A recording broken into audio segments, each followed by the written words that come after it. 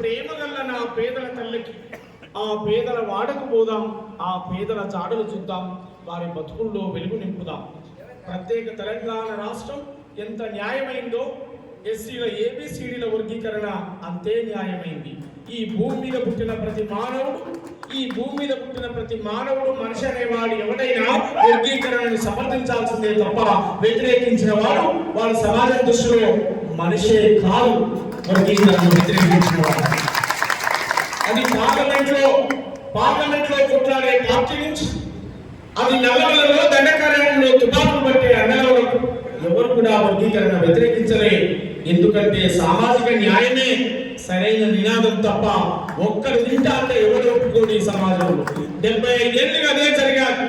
మళ్ళీ మోసం చేయాలని చూస్తాం. అందుకే మన గ్రామాలకు వచ్చాం. అందుకే నా మాదిగ జాతి కవులు, కళాకారులు, ఉద్యమకారులు జాతిని చెప్పుకునే ప్రతి ఒక్కరు మాదిగ జాతి రక్తం ఎవరిలో ప్రవహించిన వారు ఇవాళ వర్గీకరణ కోసం మనిషికి ఒక డబ్బేసుకొని ఇవాళ ఫిబ్రవరి 7వ తారీఖు హైదరాబాద్ కు పోతాం. లక్ష డబ్బులు